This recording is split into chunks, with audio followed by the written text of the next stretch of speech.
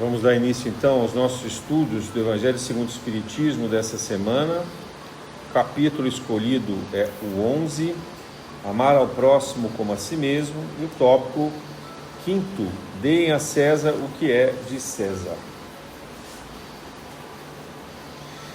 É muito interessante que Kardec tenha colocado essa passagem da moeda de César com a face de Tibério e ali os fariseus, pressionando Jesus para colocá-lo numa armadilha, porque se ele dissesse que não era para pagar imposto, ele seria preso pelos romanos. Mas se dissesse que era para pagar imposto, os judeus iam ficar contra ele, porque os judeus não queriam pagar imposto, tributos para Roma.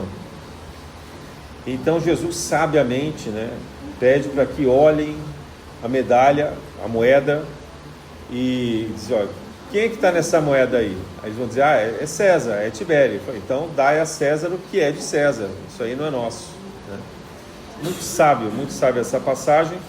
E também muito interessante o fato de Kardec ter colocado nesse capítulo de amar ao próximo como a si mesmo, a condição de um romano, de Roma contra os judeus. Roma era naquele momento o maior inimigo dos judeus, e Jesus pede para que os judeus possam amar os romanos. Isso é difícil, Imagine se aqui no Brasil nós estivéssemos subjugados por alguma outra nação, uma nação estrangeira, que estivesse dominando aqui o nosso governo, que nós não tivéssemos democracia, não pudéssemos votar em ninguém, tivéssemos que pagar impostos. Recentemente essa discussão de tarifas já deu tanta confusão. Imagina se tivesse mesmo um imposto direto de algum país sobre o Brasil, como nós já vivemos na época de Portugal. Portugal levava grande parte das riquezas extraídas daqui, e Portugal pagava divisas à Inglaterra. Então o Brasil estava subordinado a Portugal, e Portugal tinha que pagar à Inglaterra. No final, boa parte do ouro brasileiro foi parar nos cofres ingleses. Então é muito difícil a gente admirar, gostar, respeitar alguém que tira da gente o dinheiro. E, no entanto, é justamente essas pessoas que Jesus diz que nós devemos aprender a amar. Então a pergunta que eu acho que nos cabe é a seguinte: primeiro, o que são os nossos inimigos? Ou quem são de fato os nossos inimigos? E em segundo lugar, o que é amar? Porque se nós formos capazes de compreender isso, o perdão será uma consequência, e a gente vai ser capaz de dividir justamente aquilo que é de cada um.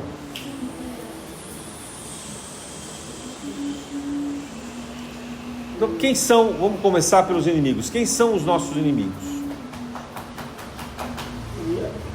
Partindo da premissa de que nós reencarnamos inúmeras e inúmeras vezes, e que nós somos seres evolutivos que viemos da ignorância, ou seja, do grau mais simples, mais primitivo, mais primordial da natureza, que é a partícula atômica, e ali está instalada a centelha divina. Então essa partícula subatômica, atômica, se reorganiza, forma molécula, cria os elementos, cria o hidrogênio, depois toda a tabela periódica, e esses vão criando outras moléculas e vão formando organismos, e esses organismos vão criando condições de vida e vão se organizando na cosmologia, nos ciclos orbitais, e vão se estabelecendo, e aos poucos vão evoluindo do mineral ao vegetal, ao animal, até chegar no hominal, e depois continuar pelos reinos angélicos e assim por diante. Então, se nós considerarmos que é essa a fórmula criada por Deus para o nosso desenvolvimento e criação, como estabelece o Espiritismo e várias das crenças das doutrinas espiritualistas em geral, então nós perceberemos o seguinte, que nós temos em nossas mãos a grande chance de perceber que os inimigos somos nós mesmos. Que os inimigos, afinal de contas, se intercalam ao longo das inúmeras encarnações. Então, os países que hoje invadem um continente, uma terra, é aquele que antes foi invadido. Aquele que é o opressor de hoje foi antes a vítima. Aquele que sofre na mão de um exército, né, que o persegue, que provoca a sua destruição, o extermínio, como a gente assiste hoje, estava do lado oposto em tempos passados.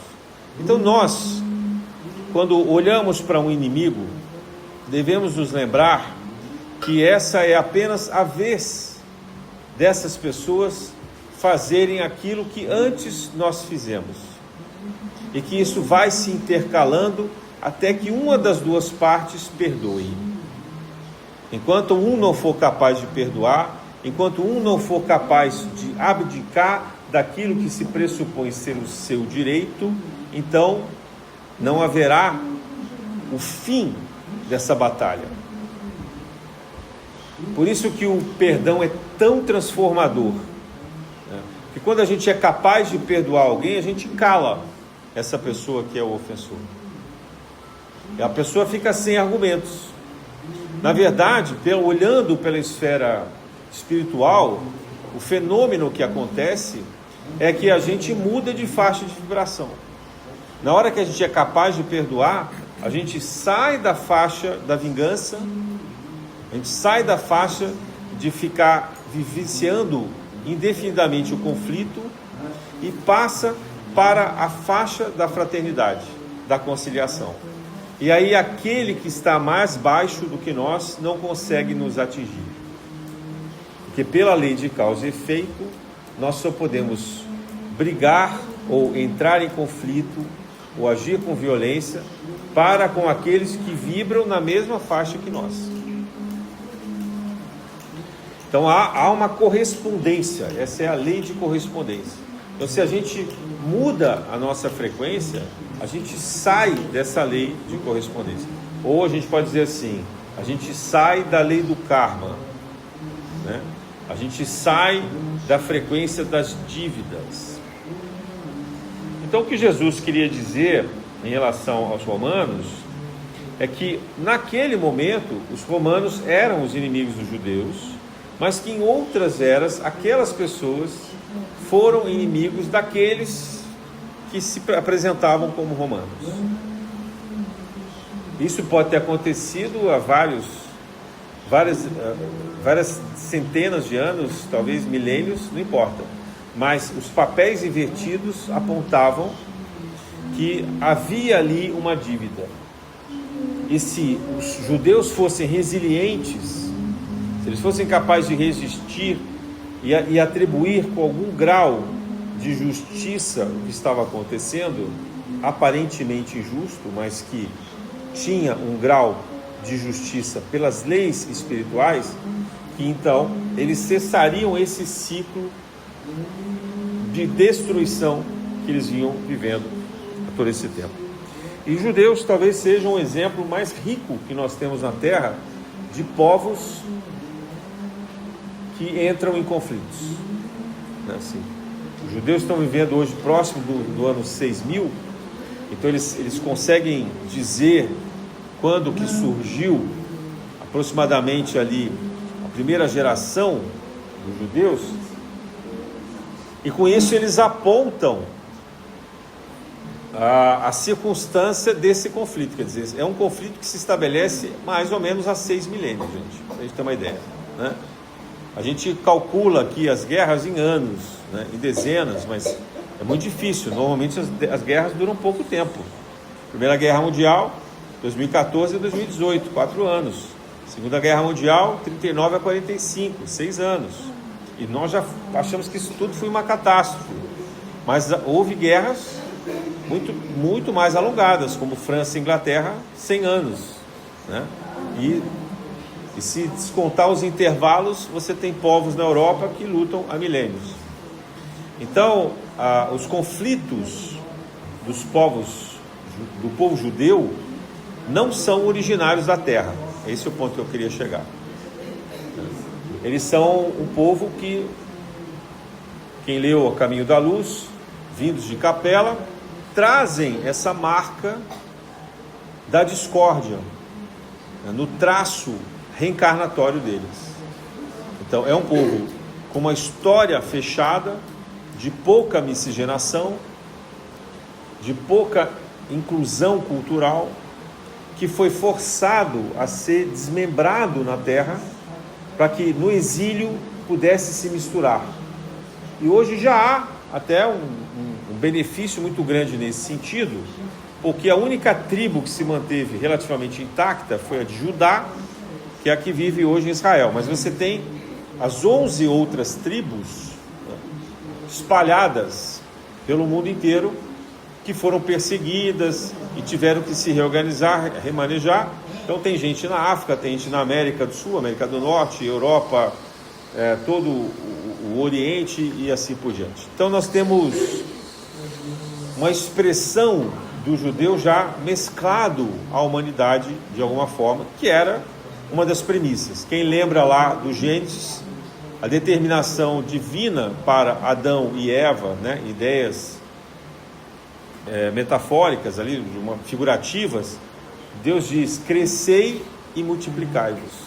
Quer dizer, multiplicai-vos não é, cresçam, se escondam aí no seu grupo, no seu clã, não se misturem e façam de vocês um povo rico e inteligente, etc. Não, crescei e multiplicai-vos. Quer dizer, multiplicar significa se integrar no mundo.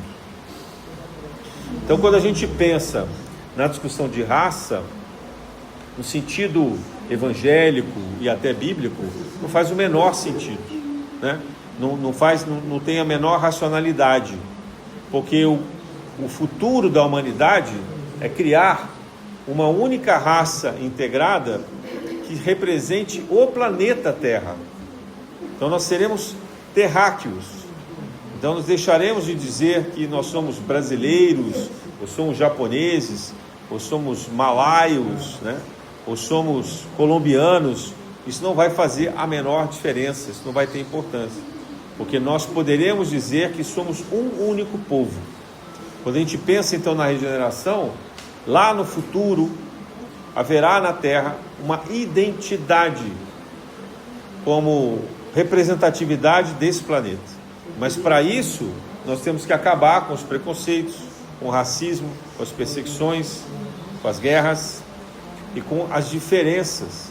Não é que nós seremos povos homogêneos fazendo tudo igual como se fosse robozinho, mas nós saberemos respeitar as diferenças alheias. Nós saberemos permitir, digamos assim, que as pessoas possam vivenciar as suas tradições, mas dentro de um contexto de humanidade.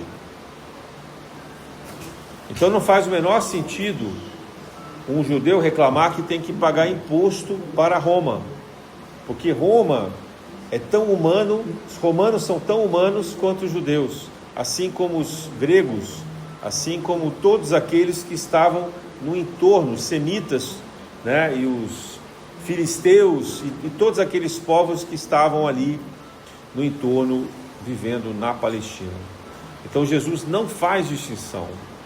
Jesus sai da Galileia, começa o seu testemunho na Galileia, mas ele passa, por exemplo, pela Samaria, que eram povos inimigos. Entre os povos de Judá e da Samaria, eles eram inimigos, né? Ele vai também para outras regiões que tem não apenas judeus, mas tem também estrangeiros,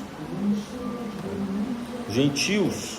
Então Jesus se comunica com todos esses povos, buscando se integrar a todos eles. Então dizer quem é meu inimigo, talvez a gente devesse ter um pouco mais de humildade e perguntar: quem foi a minha vítima do passado que agora procura se vingar? E se a gente olhar para dentro de casa, se a gente olhar para o trabalho, a vizinhança, e a gente encontrar ali os inimigos próximos, a gente também tem que ter o mesmo pensamento que esse inimigo de hoje foi no passado vítima nossa, vítima dos nossos abusos, né? E portanto hoje manifesta aquilo que ele traz como vingança. E nós então temos que ser capazes de nos reconectar com essas pessoas. Nós temos que ser capazes de perdoar. E aqui eu faço uma ressalva, porque muita gente quando fala de perdão pensa que perdoar é ser obrigado a conviver com aquelas pessoas que são cruéis, que são violentas, como se nada tivesse acontecendo de uma forma passiva. Não é isso. Jesus não pede aos judeus que se submetam passivamente aos romanos, mas ele pede que haja paz. É diferente de você ser passivo e ter paz, né? Para ter paz é preciso que haja uma negociação. Para que tenha paz é preciso que haja diplomacia, preciso que haja conversa, é preciso que haja consenso, né? Não dá para os judeus lutarem contra o exército romano. O exército romano é muito mais forte. Mas nem por isso justifica que os romanos abusem dos judeus. É possível construir ali alguma aliança razoável nesse processo de integração. Mas os judeus daquela época não estavam dispostos a repartir o seu território nem as suas conquistas. Me parece que ainda hoje essa é uma questão para esse povo, né? Dividir o seu território, compartilhar as suas conquistas com pessoas que não têm o mesmo traço genético, digamos assim. Veja o drama coletivo dessa prova para esse grupamento que não consegue conviver pacificamente no mesmo lugar. Nesse sentido, o Brasil é um privilégio para nós. Nós temos inúmeros defeitos, principalmente morais, para serem vencidos, como a corrupção.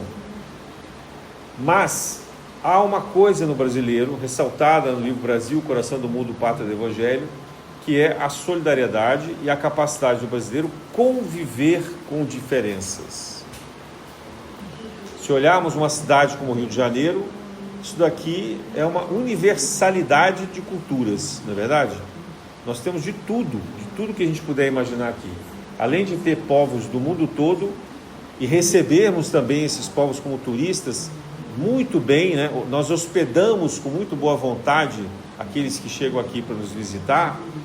Nós somos bastante tolerantes, com algumas exceções, bastante tolerantes a crenças religiosas, a opiniões, costumes, música, gestos, né? O nosso convívio é bastante harmônico. Tem exceções? Claro que tem, gente. Claro que tem exceções, né? A gente vê perseguição religiosa de vez em quando, num lugar ou outro, principalmente aqueles grupos que são muito violentos, né?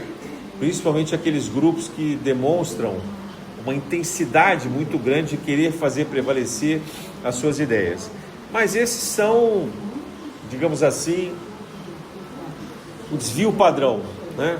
Aquilo que não está na coletividade e que acaba se destacando pelo barulho que faz. Mas, de modo geral, nós temos muita tolerância. Nós não temos nenhum problema se a pessoa aqui veste diferente, se ela fala diferente, se ela se comporta de uma maneira mais tradicional ou mais progressista. E embora pareça que a gente tem um grande embate político nessa direção das dicotomias, o que as pesquisas, os estudos científicos apontam é que a grande maioria do brasileiro tem uma identidade próxima, né?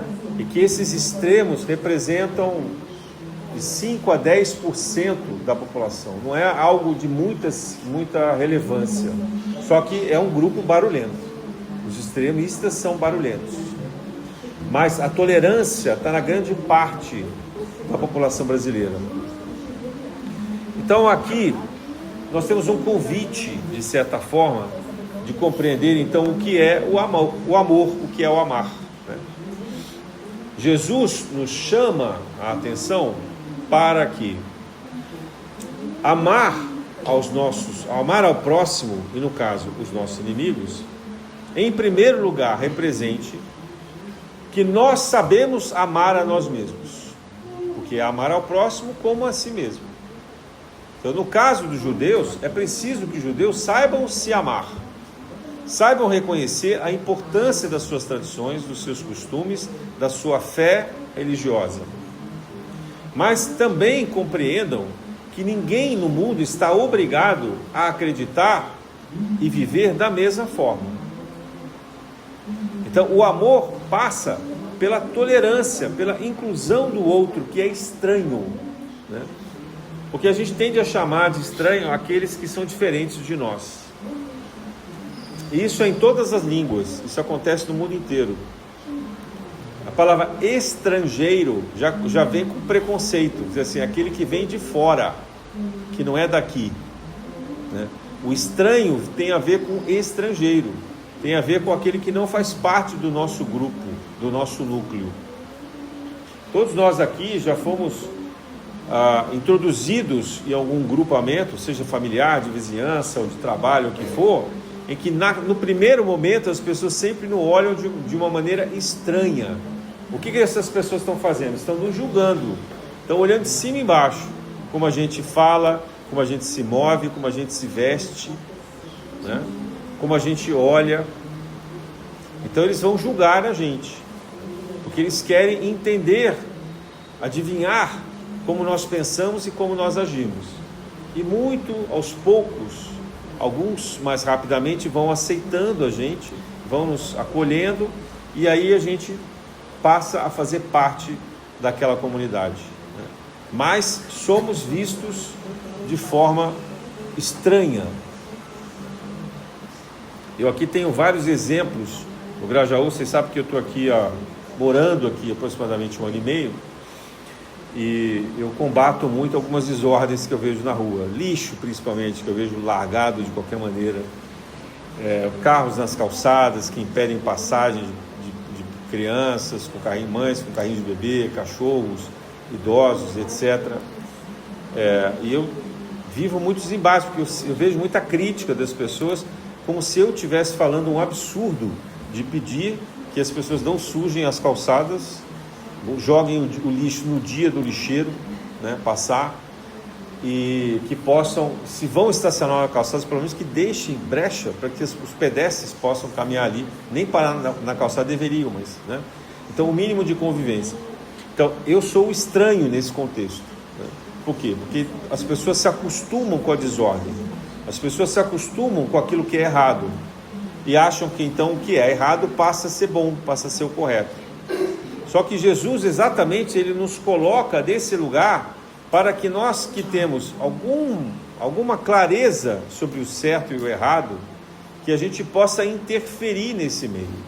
Por isso que Jesus diz assim, eu vim trazer a espada, né? Porque nós temos que ser, às vezes, o incômodo da sociedade, porque a gente fala coisas que as pessoas não querem ouvir. Jesus falava, principalmente em Jerusalém, ou diante das pessoas mais ricas da sociedade, dos comerciantes e dos membros do templo de Jerusalém, do Sinédrio, coisas incômodas. Eles não queriam ouvir aquilo. Ele incomodava também os romanos, porque ele falava sobre os aflitos, né? A cultura romana enaltecia os que eram vigorosos, vencedores, fortes, dominadores, e aí Jesus fala dos fracos. É o oposto disso, né? É mais ou menos o que a gente vê no cinema, quando se fala das séries lá da Marvel, né? Só super-heróis, e eles estão destruindo prédios, né? Estão matando gente e ninguém se importa. Aí um dos personagens, que é o vilão, é justamente parente das vítimas que eles mataram num país esquecido da Europa Oriental, e ele vai se vingar. dos Vingadores. Então, a ideia que nós temos, no mundo ocidental principalmente, é de super-heróis. Jesus contesta isso há 2000 anos. Jesus não vai enaltecer nenhum herói. Aliás, Jesus não vai enaltecer nenhuma personalidade. Jesus vai enaltecer os gestos. Ele não destaca as pessoas que ele considera mais ou menos importantes. Não há essa classificação no meio dele. Tanto que a denominação a distinção de apóstolos e discípulos é uma coisa que aconteceu várias centenas de anos depois, aproximadamente ali no século IV. Porque antes não havia essa distinção. Você é apóstolo e o outro é discípulo. Não, a pergunta é, você conheceu Jesus? Aí você pode ser apóstolo ou discípulo. O que interessava para ele, você viu Jesus, você tocou nele, você conversou com ele, você aprendeu com ele diretamente, era essa curiosidade e o valor que as pessoas tinham, daqueles que tinham conhecido Jesus, historicamente, que tinham visto, convivido com ele, ouvido dele os ensinamentos, visto as experiências que ele produzia, os milagres, as curas, etc.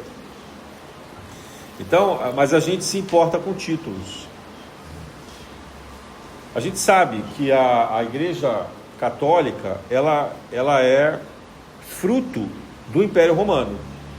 Constantino, no Império IV, incorpora o cristianismo. E aí o que ele faz? Ele introduz na crença cristã a hierarquia romana. Então você tem o César e você tem o Papa. Você entende a lógica disso? Você tem as várias hierarquias do Império Romano, o Senado. Então você tem o Senado, você tem os cardeais. Há uma equivalência nisso. Você tem os bispos, como você tem os generais. Você tem os prefeitos também. A igreja também tem os seus prefeitos das dioceses, das arquidioceses, etc. E você tem os soldados, como você tem os padres, os freiras, os irmãos, assim por diante. Então, a Igreja Católica, ela é o espelhamento do Império Romano. Jesus não criou nada disso, gente. Nada disso. E é por isso que eu gosto do espiritismo, porque não tem hierarquia, não tem melhor ou pior. O que determina que cada um faça é a sua sintonia mediúnica, a sua condição moral. Não é cargo. Ninguém pode se exaltar achando que é mais ou menos importante porque ocupa determinada função, que é um papel, uma responsabilidade. Sentar à mesa não nos torna melhores do que ninguém que está na assistência. Isso é Jesus.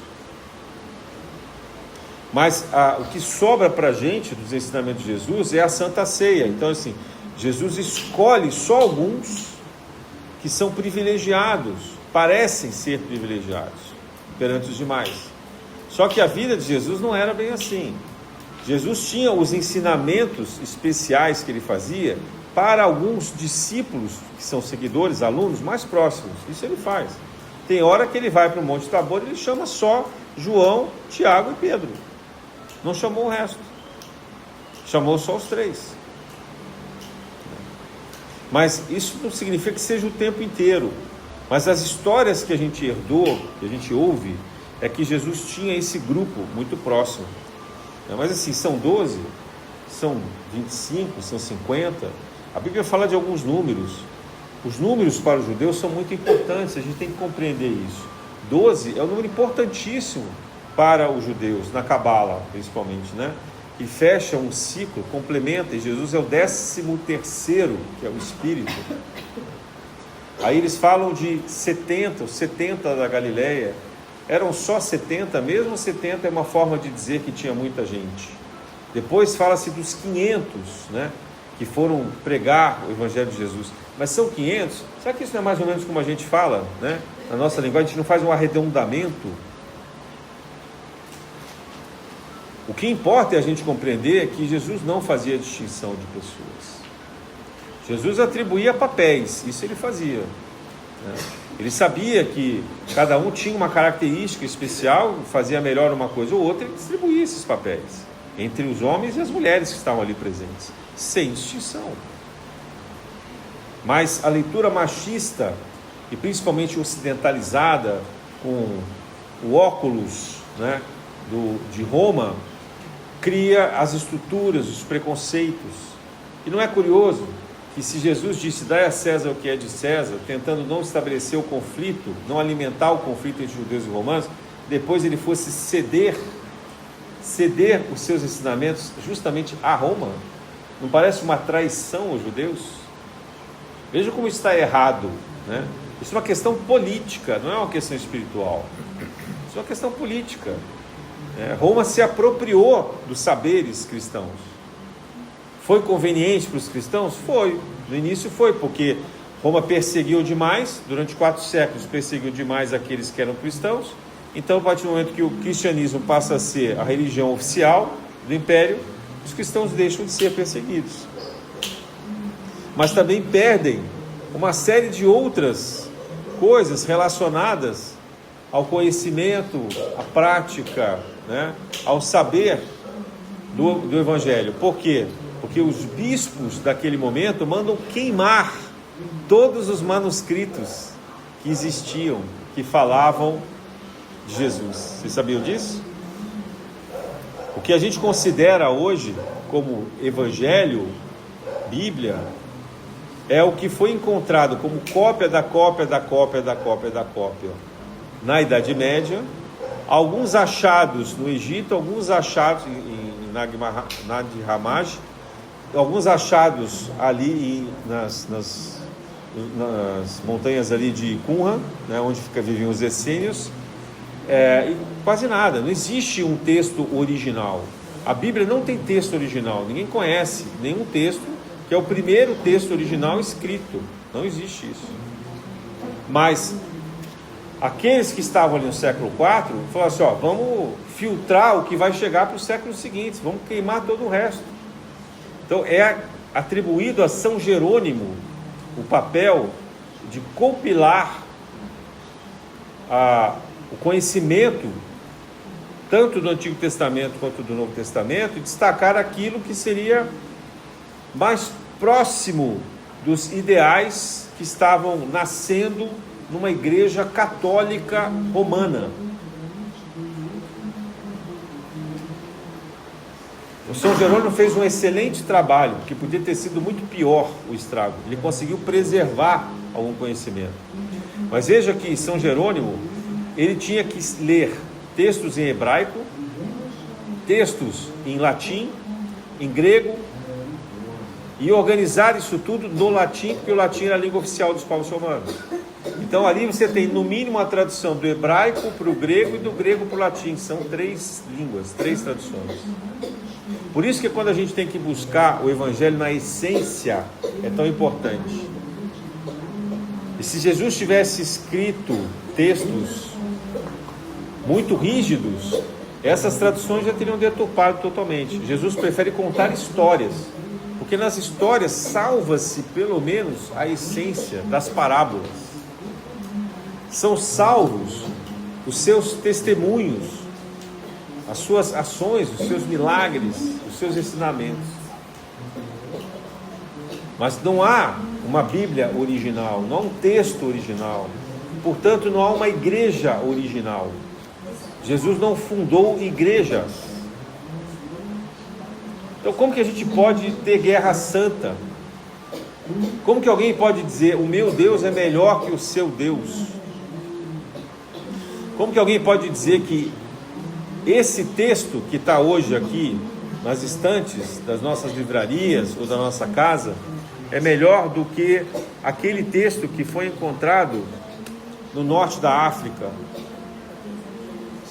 que tem mais livros, que é totalmente diferente, ou que um evangelho de Lucas é melhor do que um evangelho que seria de Tiago, né, o irmão de Jesus, ou de Tomé, ou de Maria Madalena.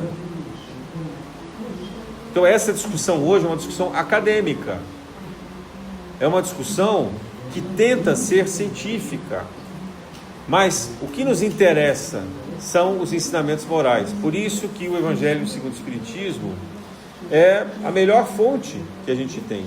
E Kardec fez com cuidado o cuidado tanto de um estudioso, pesquisador, cientista como ele, quanto a revelação que os espíritos trazidos pela falange do Espírito de Verdade complementam. Então a gente vê em cada tópico, a gente vê um resumo feito por Kardec, com um texto complementar, explicativo, de espíritos de alta relevância, espíritos que viveram com Jesus, que sabem o que estão falando, que não estão trazendo informações deturpadas pelo tempo, pelas cópias, pelas traduções. Espíritos que falam pela revelação do seu pensamento original. E como são vários espíritos falando em diferentes lugares, de diferentes formas, as ideias que são afins, que são parecidas, é aquilo que Kardec preserva, porque é essas que demonstram ser a verdade. Então, para que a gente possa aprender a amar, é preciso que a gente seja inserido nessa cultura das diferenças, que a gente estude antes de criticar, e não que a gente compre brigas novas porque a gente entendeu errado. E a gente tem uma tendência a se colocar no palco, porque parece que a nossa verdade é melhor do que a outra, sendo que na nossa cabeça, no nosso pensamento humano, no estágio que nós estamos, nós temos um cérebro, uma mente muito atrasada, muito pequena. A gente sequer usa o potencial do cérebro, fisiologicamente falando, biologicamente, psiquicamente falando, o que a gente poderia fazer. A gente tem muita dificuldade de comunicação falando a mesma língua, e a gente não fala as outras línguas. Então, por que a gente pode julgar? Quem nos dá o direito de julgar? Quem nos dá o direito de condenar esse ou aquele pelo que está fazendo?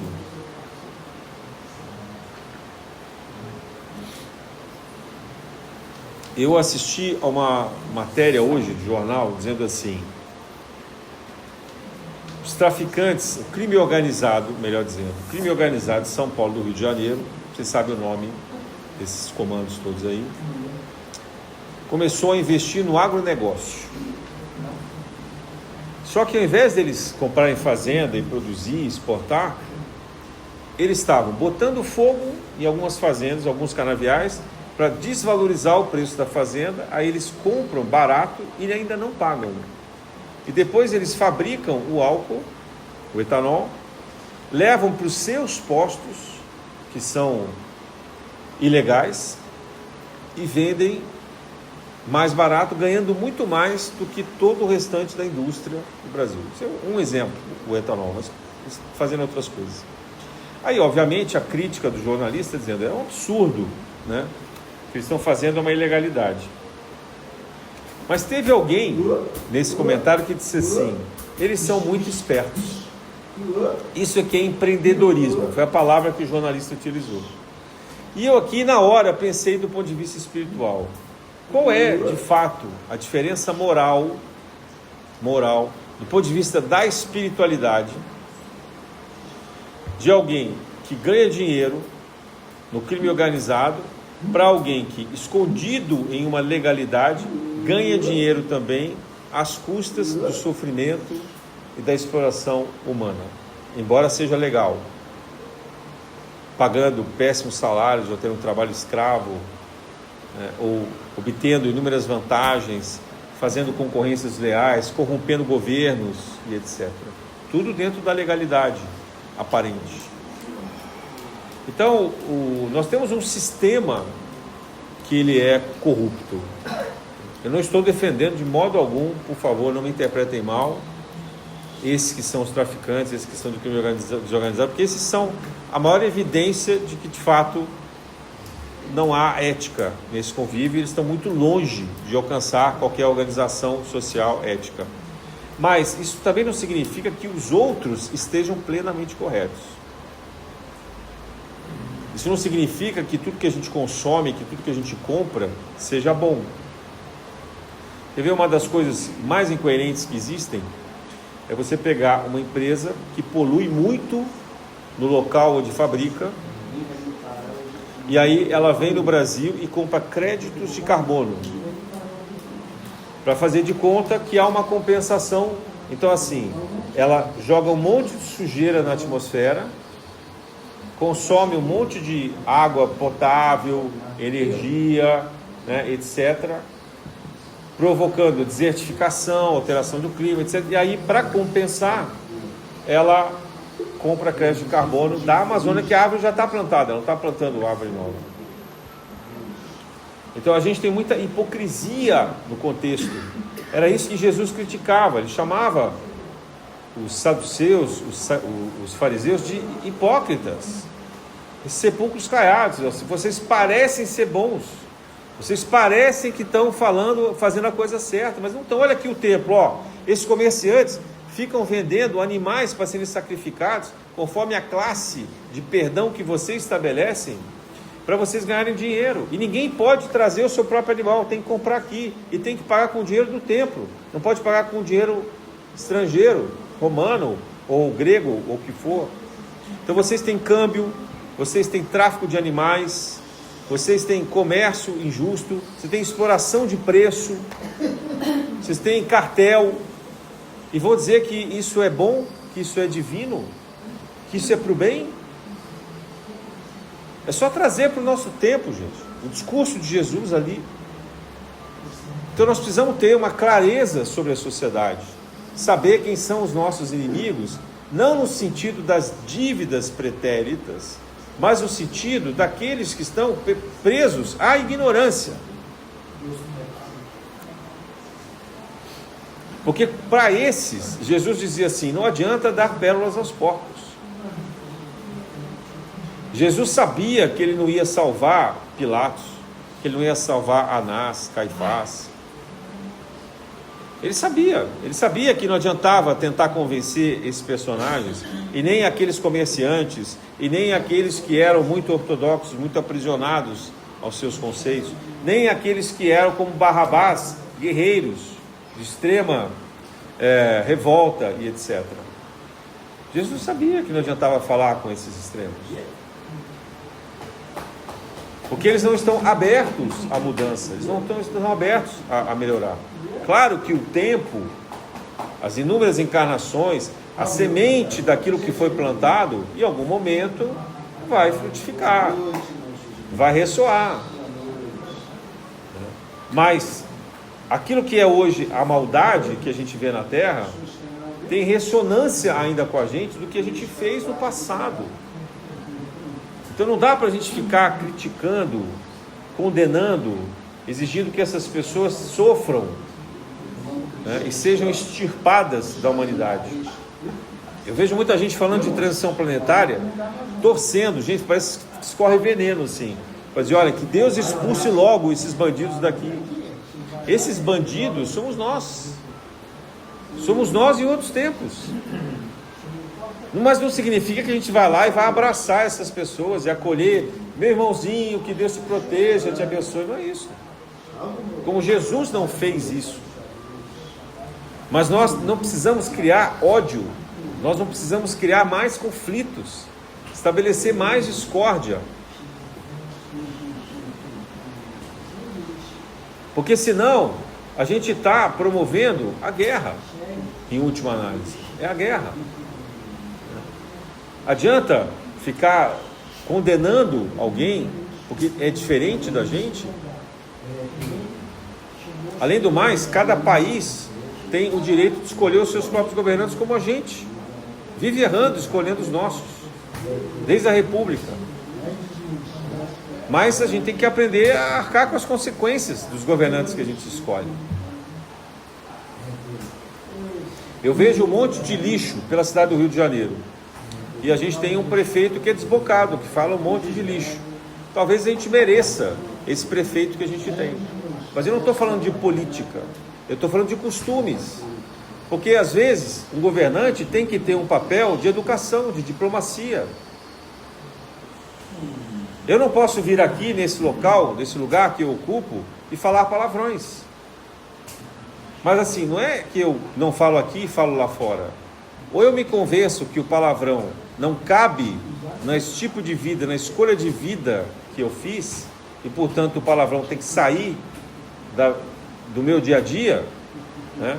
Ele não pode estar, eu não posso falar de um palavrão como eu falo de coisas boas, como eu falo de flores, de músicas.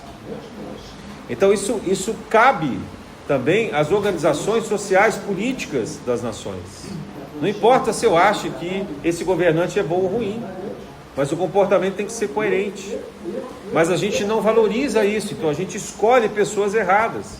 A gente escolhe pessoas que têm maus hábitos, né? A gente já viu, para falar de outros opositores, a gente já viu passeatas em que candidatos importantes andavam de motocicleta sem capacete. Qual é o exemplo que se dá para crianças, adolescentes, pessoas que estão comprando uma moto, respeitar a lei, dizer que é obrigatório usar capacete, quando o governante não faz? Então nós vivemos isso. Isso está nas pessoas de destaque da sociedade. Não é esse ou aquele, é a sociedade. Então nós temos que aprender a amar de que maneira? Educativa, sendo proativos, sendo firmes nos nossos ideais. Não é sendo passivos, é tomando posição, é agindo corretamente, mas pelo exemplo, e não pela fala nas redes sociais, xingando, criticando. É agindo, fazendo parte, atuando. Isso era difícil para os discípulos, para os apóstolos no início. Eles ficavam com medo, ficavam acuados quando eles viam Jesus agindo dessa forma contra aqueles que eram os poderosos daquela região. Eles tinham muito medo. Eles foram perder esse medo só depois da ressurreição de Jesus. Até na cruz eles fugiram, todos eles fugiram, exceto João, Maria Madalena, Maria, mãe de Jesus, e tem mais uma Maria ali que a gente não sabe quem é, pelo que diz os evangelhos. O resto todos fugiu. Apareceu um tal de Simão no meio do caminho, Cirineu, que estava ali de bobeira, olhando Jesus, não teve medo. Os soldados chamaram, carrega essa cruz com ele. Ele foi lá e pegou e carregou. Aí veio uma Verônica, que ninguém sabe quem é. Essa também não teve medo. Tirou o seu lenço e limpou a face de Jesus. Aquilo ficou gravado, sagrado no rosto de Jesus, naquele pano. Mas tirando esses personagens, os outros ficavam escondidos, amuados. Como nós ficamos hoje, nós temos medo de falar e viver a verdade de Jesus. É preciso ter a coragem de se amar e amar ao próximo. Mas amar ao próximo não é ceder ao próximo. Amar ao próximo é fazer todos os desejos desse próximo. Tudo que as pessoas querem. É como educar um filho. O verdadeiro pai e mãe corretos são aqueles que sabem dizer não. Porque se você só diz sim, você vai criar um delinquente. Outro dia eu ouvi de um paciente meu, mas a minha mãe era muito boa, cuidava muito bem de mim, mas ela não era afetiva. Eu falei, bom, mas ela cuidava de você. Talvez não tivesse tempo ou sobrasse energia para ela saber manifestar o afeto que ela nunca recebeu dos pais dela. Você tem que pensar que também são outras gerações. Mas você julgar alguém que te cuidou, que te trouxe a vida, te deu comida, alimentação, cuidado, segurança, para você poder chegar em algum patamar, e aí você reclamar porque ela não era carinhosa como você esperava, sim, ela não é super-herói. Eu conheço muitas mães super protetoras, ao contrário, pais também, que destroem os filhos, porque são carinhosos em excesso e não sabem dizer não. Criam adolescentes revoltos, que começam a brigar dentro de casa, quebrar tudo, roubar as coisas para poder comprar drogas e assim por diante.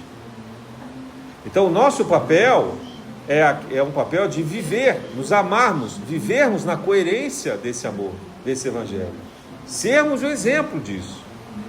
E os outros que julguem como eles quiserem, mas nós vamos fazer o melhor que a gente pode, que será imperfeito, porque nós somos falíveis. Será o melhor que nós fizermos, será imperfeito. Nós precisamos acreditar nisso. Isso é um fato. Nós não somos perfeitos. Mas se for o melhor que nós pudermos fazer, isso terá um valor na sociedade, isso terá um valor na espiritualidade. E isso produzirá um efeito saudável. Quando foi criado o café, ele foi tirado de lugar umas 3 ou 4 vezes, não é isso, Carlos? Por quê? Porque chegava uma autoridade e dizia, não, vocês não podem ficar aqui. Era no Lago do Machado, depois era em outro lugar. Aí finalmente chegaram num lugar que ninguém dava muita importância. E mesmo ali tentou se tirar. Então, a coragem daqueles que criaram o café da manhã, eu não estava lá, então não estou me elogiando, estou elogiando aqueles que fizeram isso, né? Que criaram o café da manhã de cuidado com a população em situação de rua, esses foram corajosos. Mas enfrentaram a polícia com protestos, fizeram cartazes, não, simplesmente chegavam lá às 5h30, 6 horas da manhã, começavam a organizar as coisas, às 7 horas distribuíam a comida que podiam, depois quando dava faziam capoeira ou faziam alguma outra atividade e foram conquistando essas pessoas. E aí não dá simplesmente para chegar um caminhão da prefeitura e botar todo mundo dentro e falar, não, vocês não podem fazer isso daqui, né? Isso vira uma instituição moral. Então, para tirar esse trabalho de lá hoje, você tem que causar um dano muito grande à sociedade. Graças a Deus, nenhum político teve coragem de fazer isso até agora. Mas há muito interesse, há muita vontade. A gente de vez em quando vê gente lá dando opinião para dizer, olha, não pode ser assim, não pode ser assado, né? Tentando meter o bedelho num trabalho que é bem organizado. Mas esse é um trabalho de testemunho, como era a casa do caminho de Pedro. Pedro, quando Jesus ressuscita e depois volta à pátria espiritual, ele pensa assim, qual é a melhor coisa que eu posso fazer para dar continuidade ao trabalho de Jesus? É cuidar dos aflitos. Jesus diz a ele, Pedro, apacenta as minhas ovelhas. Pedro entendeu, finalmente Pedro entendeu. Então ele vai cuidar dos mais aflitos, dos mais necessitados, e ele cria a casa do caminho. É a primeira casa de caridade que se tem noção no cristianismo. Faz isso na entrada de Jerusalém, porque se ele fizesse dentro de Jerusalém, certamente ou os sacerdotes ou os romanos não deixariam. Então ele sai da margem da lei, vai para fora, onde ele não tinha segurança, não tinha proteção nenhuma, passava inúmeras necessidades, não tinha infraestrutura de cidade, mas era ali que ele podia desempenhar o seu papel.